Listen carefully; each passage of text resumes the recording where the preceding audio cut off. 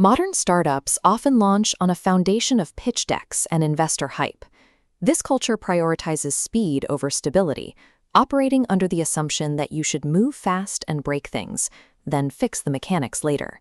This creates a dangerous vulnerability.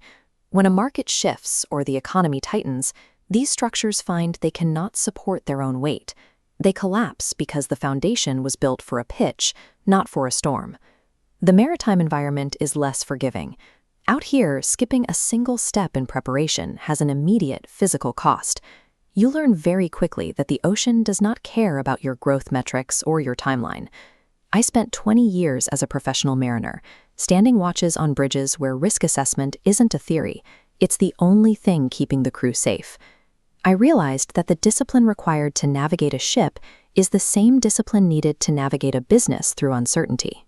Horizon Watch grew out of that realization. I started sketching the framework in notebooks between watches, applying the logic of a wheelhouse to the construction of a media and technology company. The consequences of poor preparation are identical in both worlds.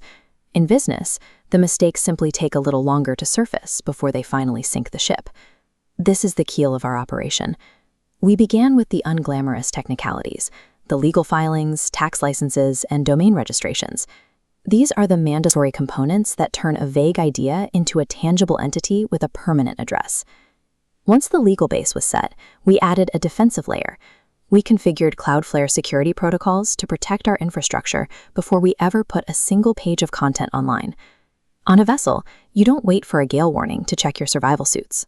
We installed our digital protection while the waters were calm, ensuring the system was secure before we actually needed it to be. Next came the structural scaffolding. We established our development framework through GitHub repositories, creating an organized environment where every future project and workflow has a dedicated place to live. We then integrated artificial intelligence infrastructure, spinning up dedicated GPU instances. This allows us to process complex creative workflows in a fraction of the time they used to require, giving a small team the output of a much larger one. We over-engineered this entire architecture on purpose. It isn't about using the newest tools. It's about building a framework capable of carrying significantly more weight than the company holds today. With the digital stack stabilized, we moved into the physical world to outfit a production studio from the ground up. Every piece of gear had to meet a specific requirement.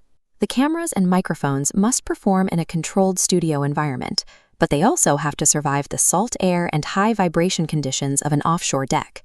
We applied this same rigor to our strategy. We rejected standard templates and started building client plans the way a navigator builds a passage plan, accounting for the specific currents, weather, and obstacles of a real-world market. We documented every lesson from these early projects. This knowledge base ensures that the solutions we found for one client become a permanent asset for the next one. This phase required thousands of micro-decisions. We spent weeks debating technical configurations, ticking off thousands of individual boxes, moving cards across a Kanban board, until reaching full completion. If you skip one of these invisible steps, you might not notice it today, but much like a loose bolt in a ship's engine, it eventually creates a failure that compromises the entire operation. This was the process of laying the keel. We built this company one weld and one inspection at a time, ensuring the vessel was ready before we invited anyone else to step aboard. The infrastructure is complete, the systems are tested, the lights are on, and the tools are ready for work. But just as the studio is ready for its first major project, I have to pick up my sea bag and walk out the door. I am a working captain, and I'm heading back to sea for a 28-day rotation. This means Horizon Watch will slow down for the next month. We don't have venture capital funding. This startup pays for its own existence and its own equipment, one offshore voyage at a time. Many founders feel a sense of panic in the early days, rushing to sign any client just to keep the lights on. We don't have that pressure. True independence comes from building your foundation in the quiet. We paid for this readiness with our own sweat, choosing to act on the future long before it actually arrives.